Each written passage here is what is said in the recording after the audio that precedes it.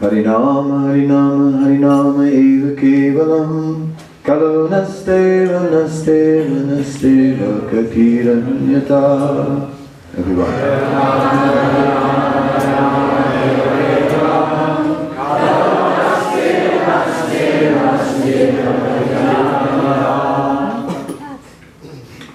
There's no other means for attaining perfection in this age than to chant the Hare Krishna Mahamantra. With that said, we are chanting the holy name of the Lord, and with taste and pleasure, with excitement, with a desire to chant. We have come, we have braved the snow, we have come from distance, and we are here because of desire, because of excitement, because we wished to be there. So this chanting is like that. It captures a person. It's not that the chanting is something, a process that must be followed with great austerity and difficulty, and then hoping that at the end one day there will be some taste. No taste is there. Especially in Kirtan.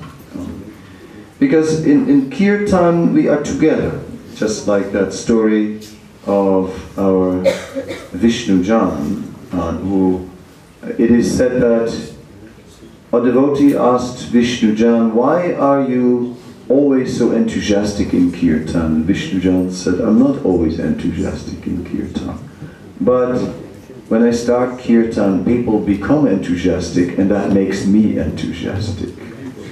So the principle of reciprocation, the principle of chanting together, and the enthusiasm of one person, and sparking off enthusiasm in another, and then it just multiplies and just becomes the electrified atmosphere that we have now in Radhadesh, kind of, what can be said.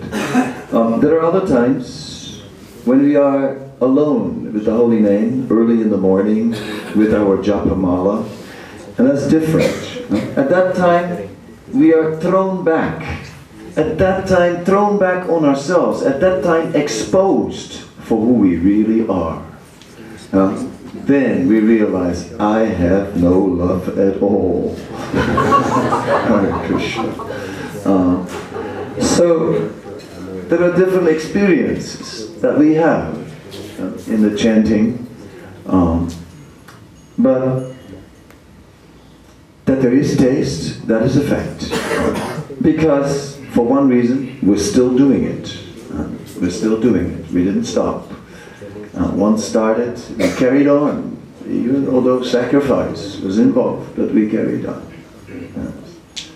Even if sometimes it was austere. Even if these kirtans sometimes are austere for one reason, for the crowds. I always wondered why I joined a movement that consists of crowds. You know? When I'm in Mayapur and there are 5,000 Russians all covered in mosquito repellent, it doesn't just repel the mosquitoes, but also Kadamba Kanana Swami, who kind of feels like it's time to get out of here. But the nature of the Harinam Sankirtan movement of Sri Chaitanya Mahaprabhu is that the crowds will increase and increase. It will, even if it made Radhadesh 5 times bigger, it would still be too small. They've already understood that the big temple they're building in Mayapur, that it will be too small. That's actually the big issue. I've spoken to the planners. That was the first thing they realized. It's too small. Here's what to do. Because this Sankirtan is such, it spreads from one person to another. Of course, our chanting is different than the chanting of Sri Chaitanya Mahaprabhu and his associates. When Sri Chaitanya Mahaprabhu and his associates were chanting, it is described in the Chaitanya Charitamrita in the chapters entitled the Beda Beda Sankirtan. These pastimes are extraordinary because the devotees, they were so absorbed in chanting and so much experiencing the taste of this chanting in different moods and mellows, and they were completely absorbed in it and forgot everything else, and they didn't care. So there was no show. Everyone was simply absorbed in that kirtan. Prem Sankirtan, with Prem. Now, our kirtans are like the echo of that original kirtan of Sri Chaitanya Mahaprabhu. Maybe not as powerful as the original, but still very powerful, even for us. In the Chaitanya Chandramrita, there is a description from our Prabodhananda Saraswati Thakur, and he writes, Durdantindriya kalasripa palita prudkatadam straye. And he says then, Vishvam purna sukayate. He says that the senses are like black snakes which poison fangs that are attacking us constantly. And these snakes, the nature of a snake is that even when there's no provocation, it will bite. It will bite. So the senses are like that, always attacking us, again, constantly. But it said that, and it said then Srila Prabhupada says the yogis are trying to control their senses. But the devotee doesn't bother with that. The devotee is not focusing on trying to control the senses. The devotee is simply absorbed in engaging his senses in the service of Krishna. And then the poison teeth of that black serpent, they're broken. They're broken. So in this way, through absorption in service, then automatically the senses will not affect us any longer in a negative way. This Sankirtan, or the word Kirtan, or the root Kirti, Kirti, glorification of Krishna. And if simply our whole life is Kirtan, if our whole life is glorification of Krishna, everything we do is just glorification of Krishna.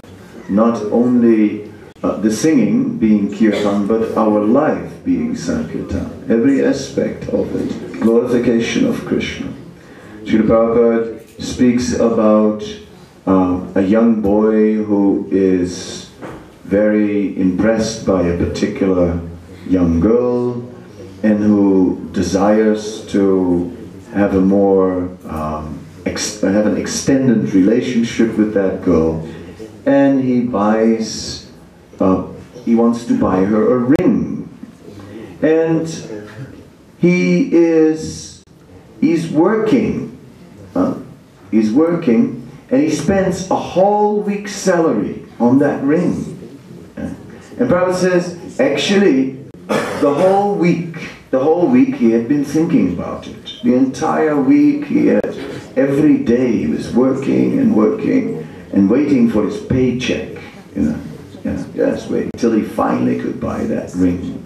So in this way, he worked only for the girl, and he never forgot her for a moment. Every moment he thought, I'm going to buy the ring. In this way, all our activities can become part of that glorification of the Supreme Lord. Everything. Even when we have to earn bread and butter, but that bread and butter will be for the glorification of Krishna.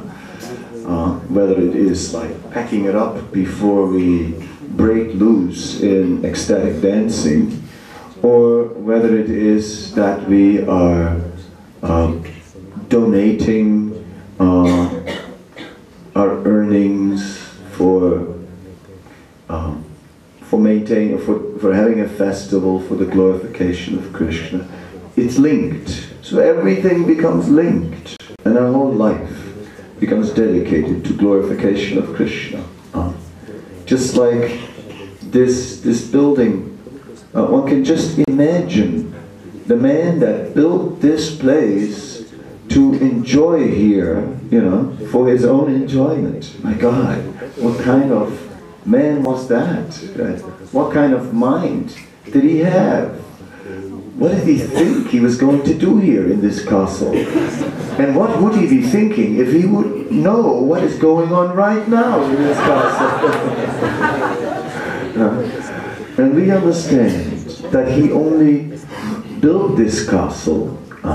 He only built it for exactly what's going on now, for Sri Sri Radha Gopinath. Little did he know how the Lord, within his heart, just took control of him and utilized his pride and false ego to build a big castle in the days when castles were actually no longer being built. This castle is like after the medieval castles. Right? So this is a man who wanted to sort of, in a nostalgic mood, wanted to have some sort of royalty, and with all his wealth he built himself this castle, but actually built it for Sri Sri Radha Gopinath as a temple. Gopinath. So Sri Sri Radha Gopinath are in control, smiling and just utilizing even conditioned souls as their instruments. What to speak of the devotees who desire to be used as the instruments of the Lord.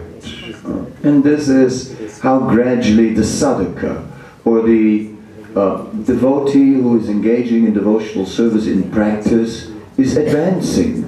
We are advancing because the service is attracting Krishna. And when the service is attracting Krishna, he out of his mercy will awaken feelings of attraction for him in our heart. It is said that love of God is a gift of Krishna. It doesn't just come, you can't squeeze it out. It's like, you try and squeeze some love out of your heart, it becomes like, it becomes sahaja kirtan. It becomes, the tears are like coming, and it's all just artificial.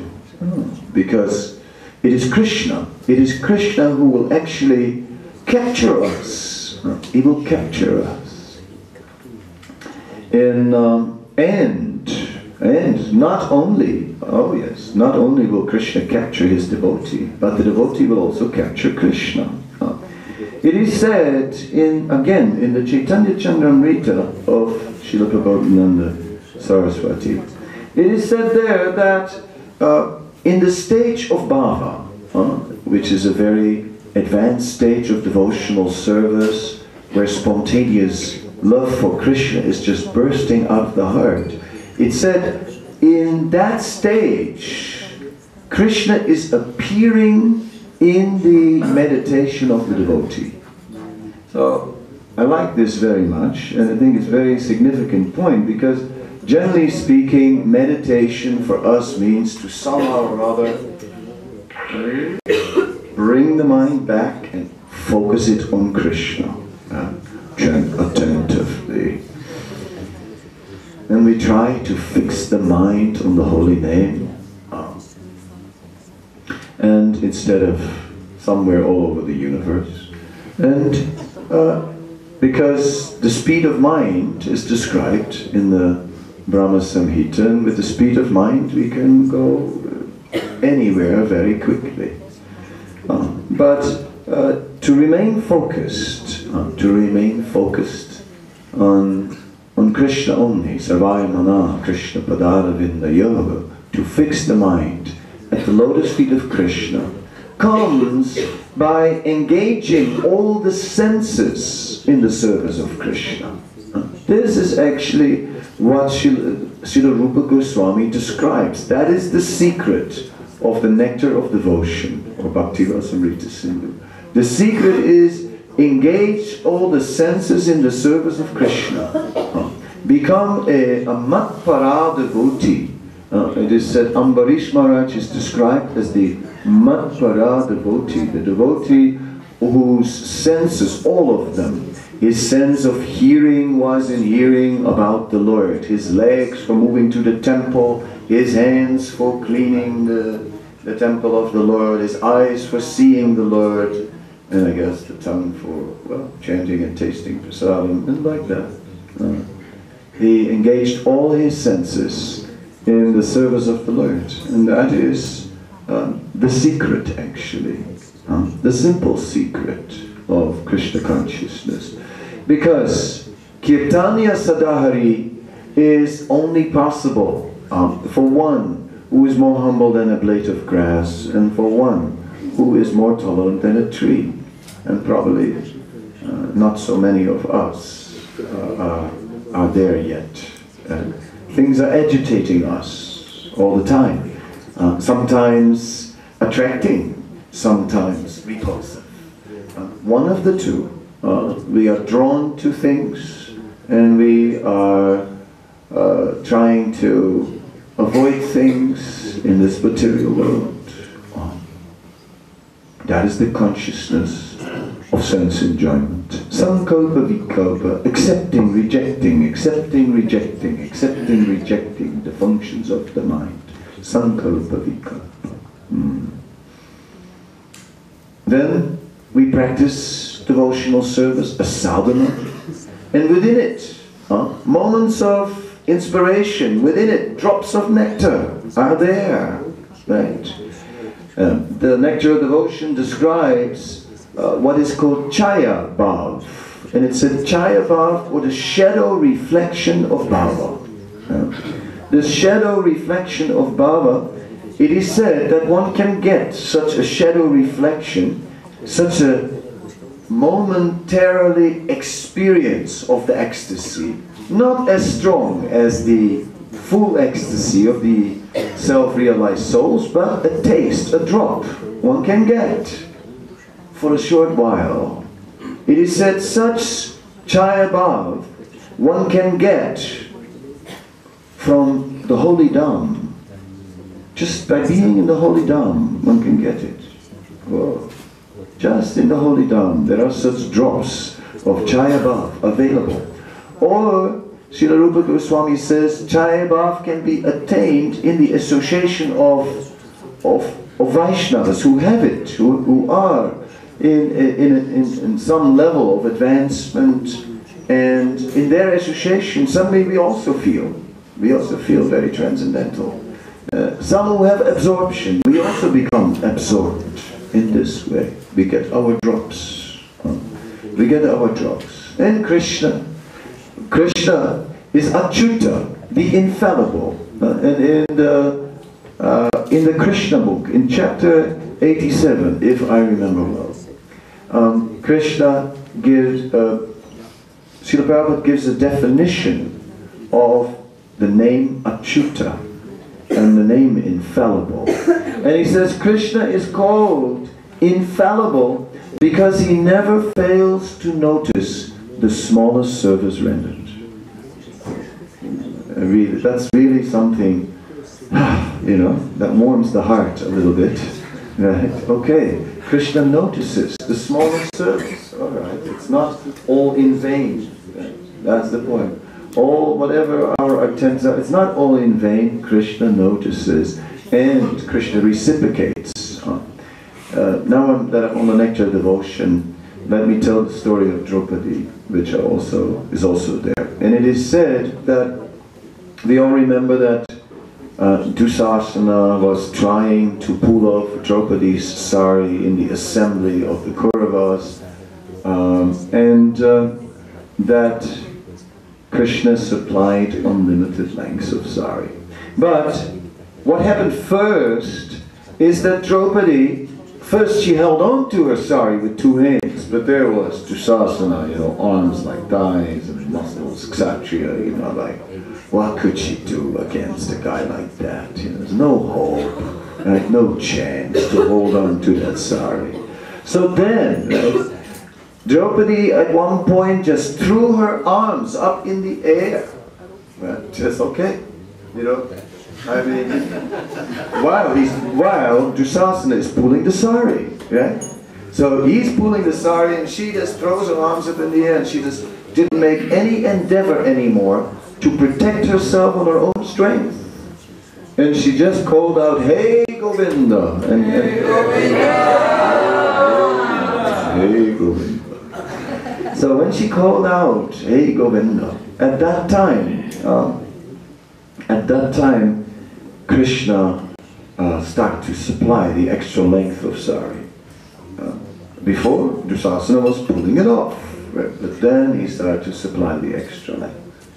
So, and in the Nectar Devotion it is described that Krishna is speaking, and Krishna says, whenever I remember how Draupadi at that moment called out, "Hey Govinda!" We don't hear anything. Getting better. You've lost your voices yesterday.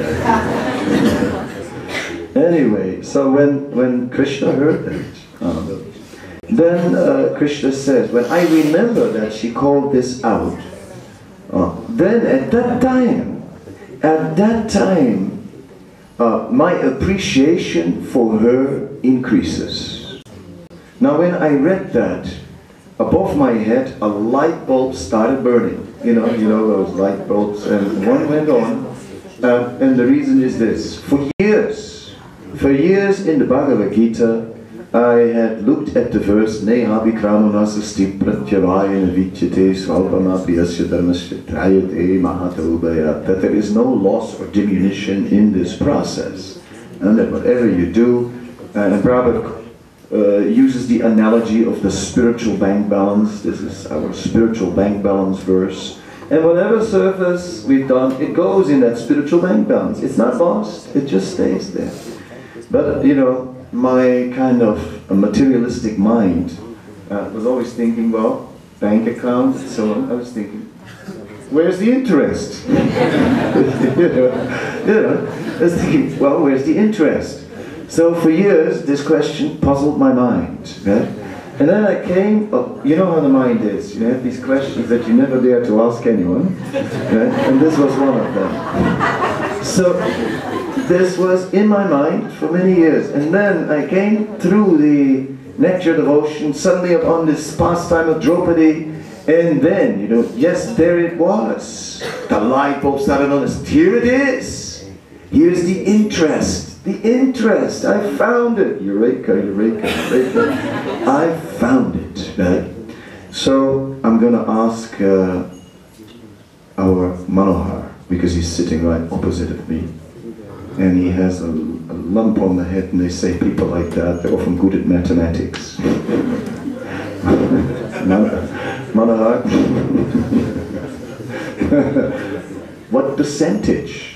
What's the percentage of the interest?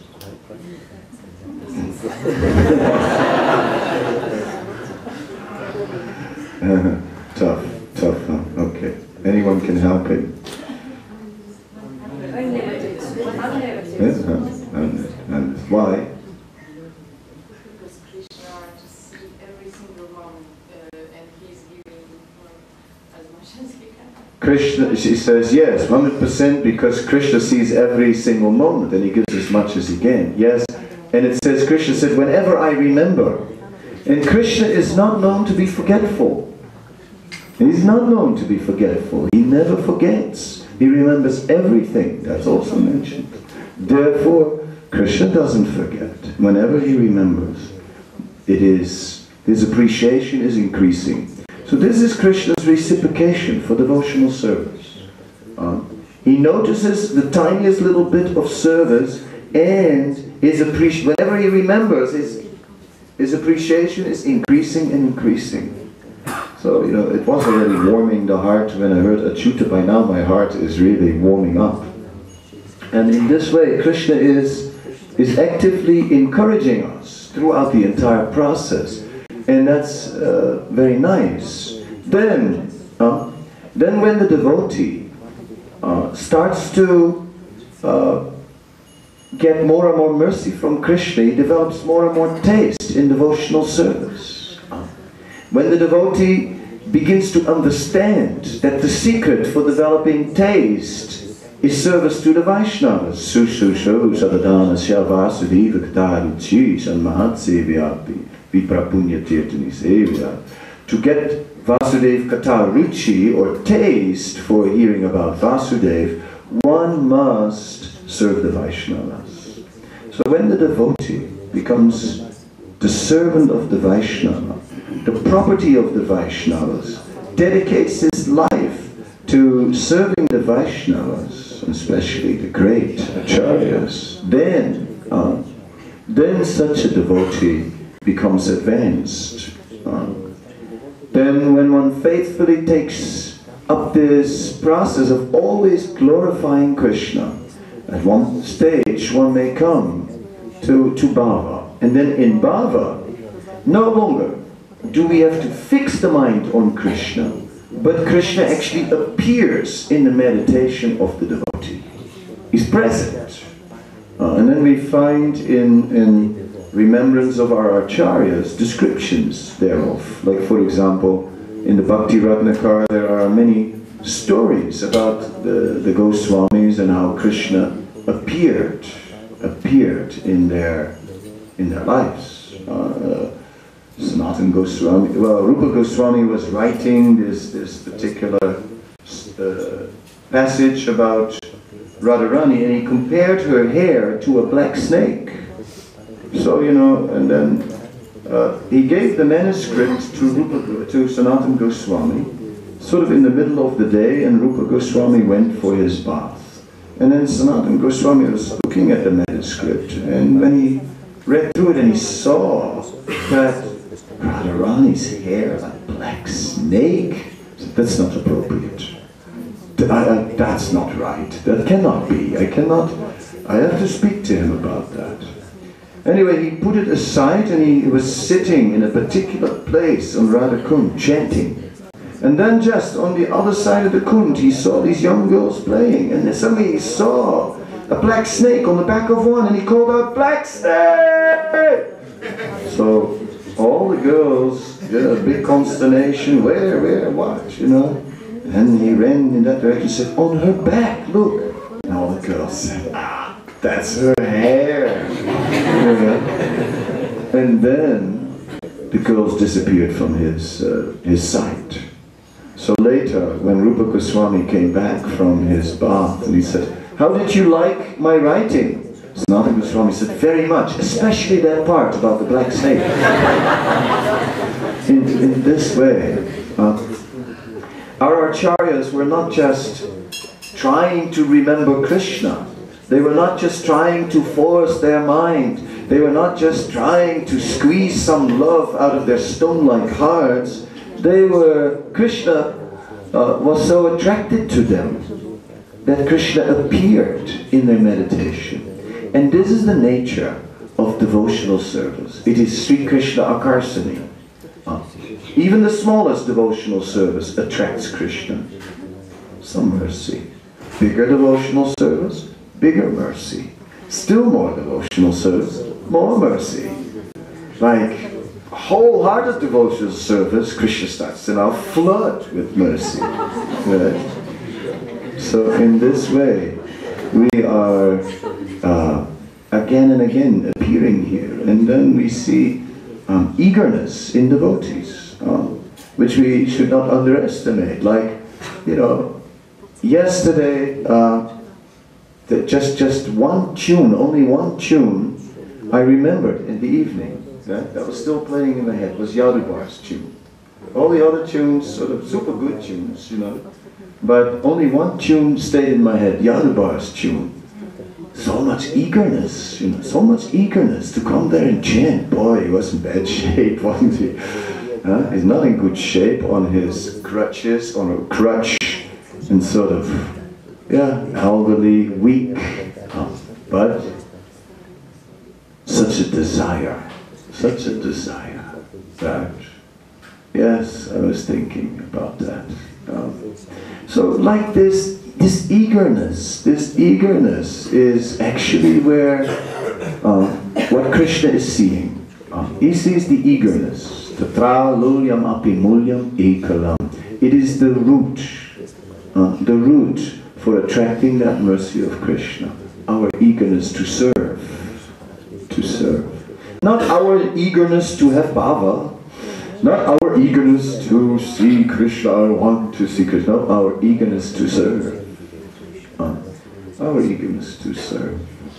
So yes, if we simply chant in that mood of being Krishna's servant. Krishna, my whole life, all my energy is for your glorification. And everything I do for that. And if one spends a life like that, Krishna will just shower us with mercy.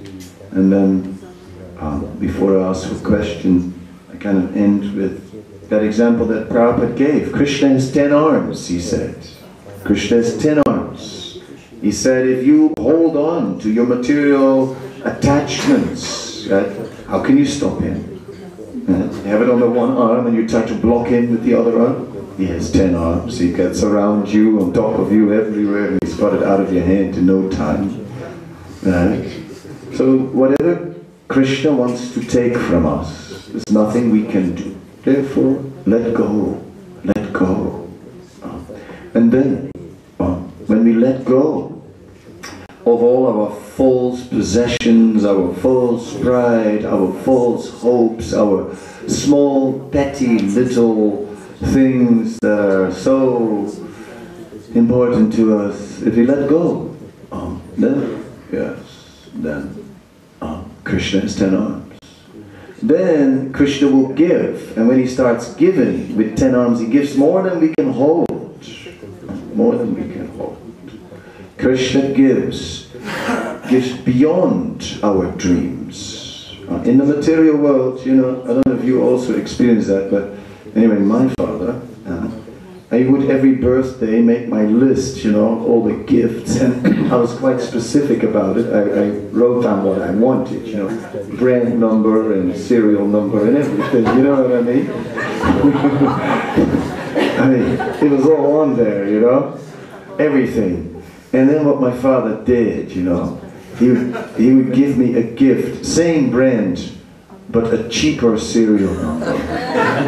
Ooh, that's worse than not getting it at all, you know. That's really bad. And so, that's the material world though, you know, that sort of stands for me as a memory. That memory is like an archetype. It's become now an archetype of the material world, you know, like your dream is this big and reality is always smaller, you know. Dear. But in the spiritual world, it is rather the opposite. The spiritual experience exceeds our wildest dreams. So, you know, everyone has his wildest dreams, and actually, the spiritual experience exceeds our wildest dreams, and therefore, let us immerse ourselves once again in a mood of service, in a mood of glorifying Krishna and spreading the glories of Krishna throughout the entire universe. Vishvam Purnam Sukhayate, then the whole universe will emerge in happiness. You stop the time. Yes, question. Actually, I'm confused totally. You're confused totally? Yes, because finally... By what I said? Yes. By what I said.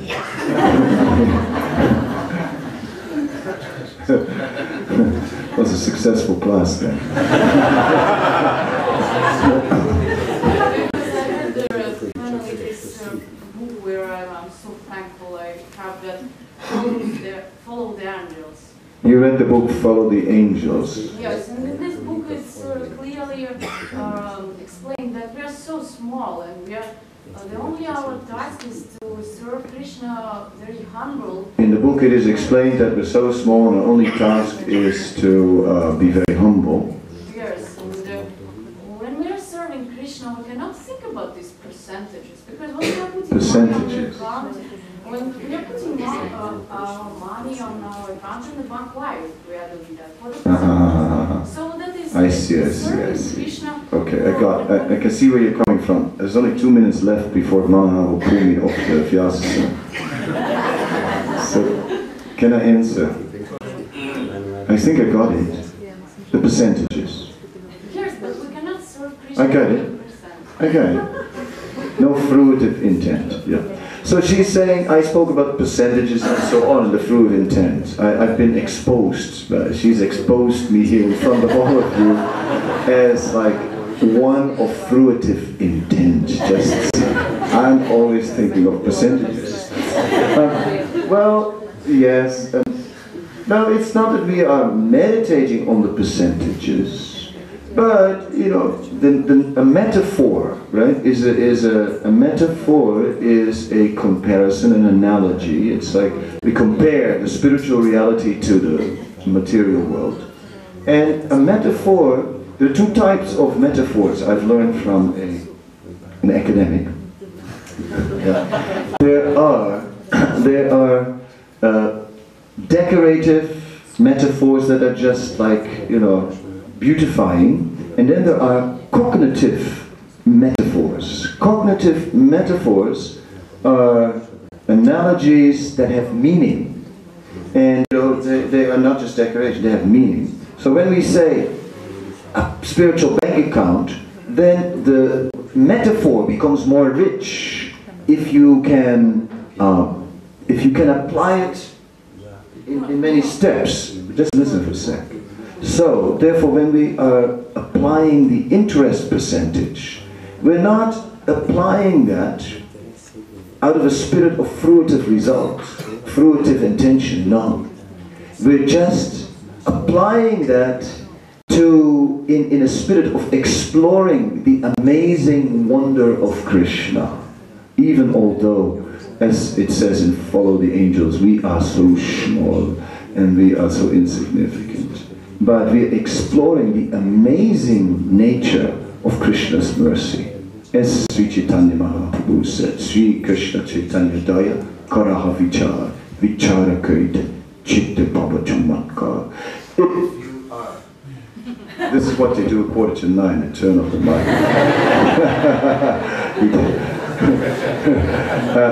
It's exactly 8:45. No, so then they say, if you are indeed interested in logic and argument, then apply it to the mercy of Sri Chaitanya Mahaprabhu. Because if you do it, your heart will become flooded with feelings of amazement. And that is why I became greedy when I spoke about the spiritual bank account and the spiritual wealth. Because I'm greedy to know more about the amazing mercy of Krishna, or Sri Krishna Chaitanya. Thank you so much. Srila Prabhupada.